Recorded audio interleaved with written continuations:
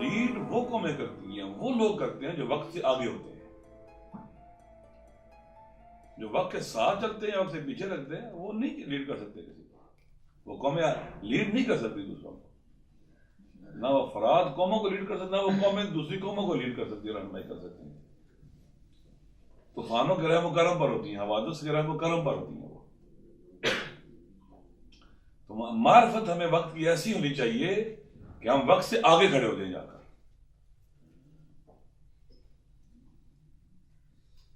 تاکہ آنے والے طوفانوں کا آگے بڑھ کر رخ موڑ دیں. آغا راغب ایک جملہ بڑا پیارا کرتے ہیں کہ سب مہم کیا ہے کہ دشمن کے پلان کو ہی برباد کر دینا، اس کے ہاتھ سے چھین لینا. نہ یہ کہ اس نے پلان بنایا ہے، اب اس نے حملہ شروع کر دیا ہے، مثال کے طور پر نقصان پہنچانا شروع کر دیا ہے، اب گھروں پر آ گئے، اب اس کا مقابلہ کریں.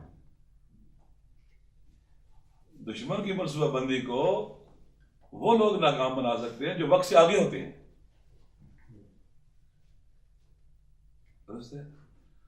بس زمانے کی معرفت اور شناخت بہت ضروری ہے تاکہ ہم مار کے حق و باطل میں حق کے ساتھ کھڑے ہوں، اور حق کے ساتھ بھی کھڑے ہوں تو وقت سے ہم آگے ہوں.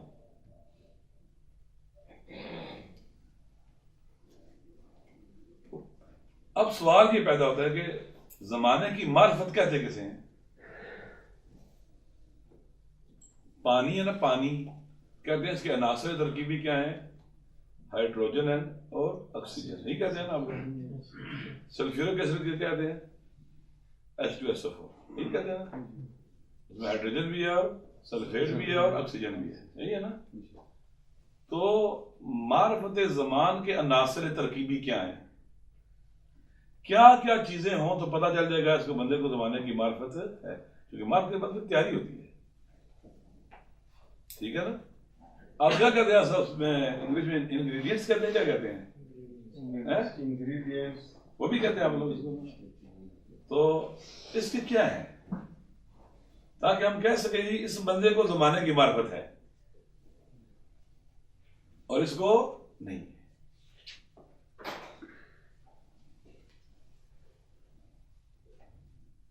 خلاصہ بیان کرتا ہوں 4-5 چیزیں، ٹھیک ہے؟ زمانے کی معرفت جب حاصل ہو جاتی ہے تو انسان بابصیرت ہو جاتا ہے. ادھر میں رہتا ہوں، زمانے کی معرفت کے بصیرت نتیجہ ہے زمانے کی معرفت کا. بصیرت زمانے کی معرفت کے عناصر ترکیبی چند ہیں. نمبر 1، دشمن کی پہچان. جس کو دشمن کی پہچان نہ اسے زمانے کی پہچان نہیں. دشمن کے دوست کی پہچان، تاکہ کمپلیٹ ہو جائے دشمن کی پہچان.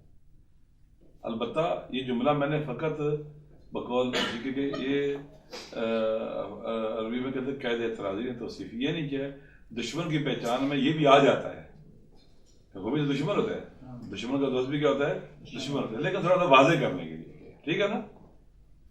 نمبر 2، دشمن کے اہداف اور مقاصد کی پہچان.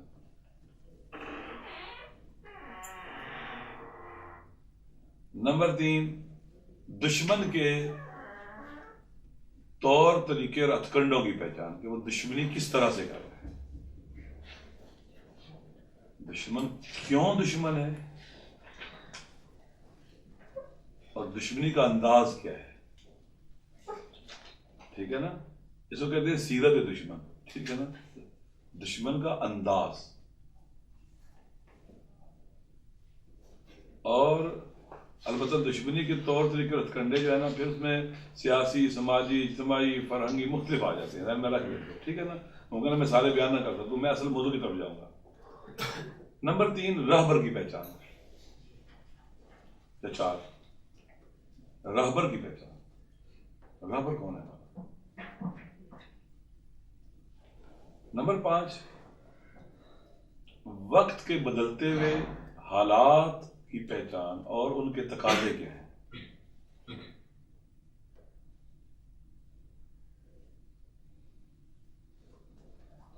نمبر 5 اپنی ذمہ داری کا تعین، میری ڈیوٹی کیا ہے۔ جس کو ان چیزوں کا پتہ ہو وہ ایک بابصیرت انسان ہے اور اپنے زمانے کی معرفت رکھتا ہے۔ یہ میں نے بہت خلاصہ کر دیا، ٹھیک ہے۔ مار کے حق و باطل میں آگاہانہ قدم رکھنے کے لیے زمانے کی معرفت ضروری ہے۔ معاشروں کو، اپنی قوم اور ملت کو بحرانوں سے نکال کر آگے لے جانے کے لیے بھی زمانے کی معرفت ہے۔